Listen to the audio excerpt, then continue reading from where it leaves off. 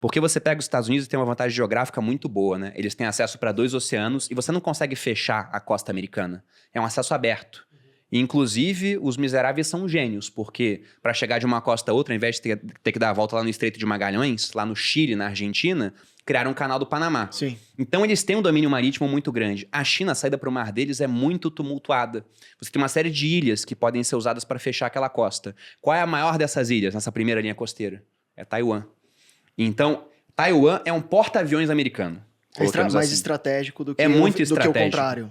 É muito estratégico. Aí, no momento que a China invade Taiwan, os Estados Unidos não fazem nada, aí o Putin sabe que ele pode pegar os países bálticos, porque agora não dá conta. Polônia. Pode pegar a Polônia, aí Irã e os países árabes Então, vêm. mas Poxa, isso não vai acontecer. Israel. Agora Israel tá por si só. Então, mas isso não vai acontecer uma hora, porque sempre acontece no mundo, né? Cara, eu cíclico. acho que isso pode vir a acontecer, mas quando isso acontecer, a gente vai ver um contexto de Terceira Guerra Então Mundial. seria um cisne negro, seria uma coisa hoje, no mínimo, Seria- daria um problema muito grave pro mundo. Depois que acontecer, a gente vai explicar que era óbvio que iria acontecer. Igual a Segunda Guerra era óbvio que iria acontecer depois que ela acontece. Mas não era óbvio naquela época, porque senão o pessoal não chamaria a Primeira Guerra de Grande Guerra até acontecer a Segunda. É que nem Sim. tem coisas óbvias. Eu falei aqui de Israel e Irã, pouca gente acompanha, mas depois que o Trump saiu, ninguém fala mais sobre o Irã nuclear.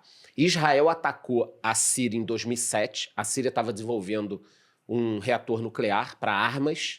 Imagina se a Síria hoje tivesse arma nuclear, com toda aquela briga lá, o que ia acontecer?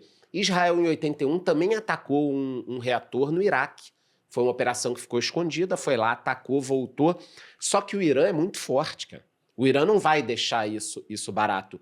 E o cara já falou o seguinte, não, eu quero arma nuclear para destruir Israel. Então você fica naquele Não é dilema defensiva, seguinte, né?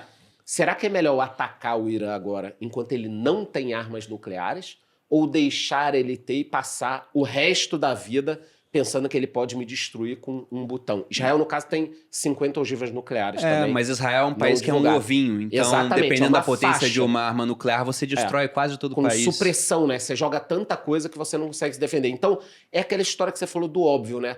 Agora falando, parece óbvio.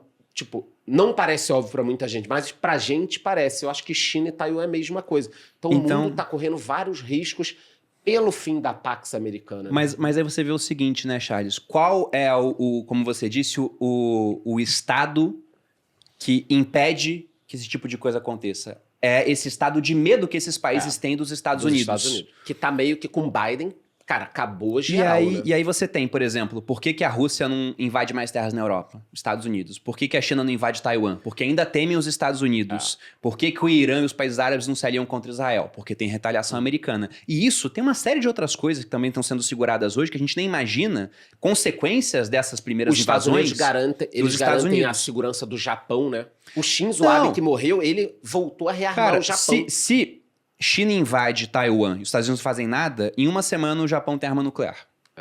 Por que isso vai acontecer? Porque é a sobrevivência. Por que a Coreia do Norte ela dura até hoje com pouca interferência? Porque ela tem uma arma defensiva muito forte. E quando fala contexto de guerra, armas nucleares, a arma nuclear é uma arma muito mais defensiva do que ofensiva. O pessoal fala, o Putin vai usar arma nuclear na Ucrânia. Aí tu joga uma bomba em Kiev, e aí você contamina toda aquela região, aí tem aquela nuvem radioativa que pode ser puxada para a Rússia, para toda a Europa. Então você não consegue mandar tropa para aquela região, então a tropa começa a sofrer com radiação, começa a ter câncer, isso abala o moral de quem está em casa, aquilo contamina toda uma região. Então a arma nuclear é uma arma defensiva. A não ser que você queira lançar muitas de uma vez para destruir um inimigo, como por exemplo o Irã, que entende que Israel não deveria existir.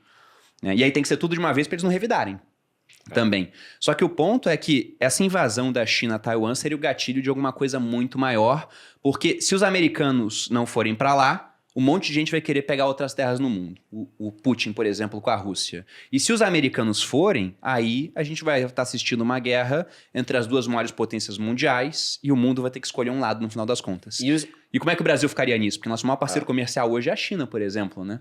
Então, deixar de vender para a China, a gente vai vender para quem? Quem que tem mais 1 bilhão de pessoas consumindo o que a gente vende? A Índia. Já tem alguém que vende para eles. A Índia não come carne.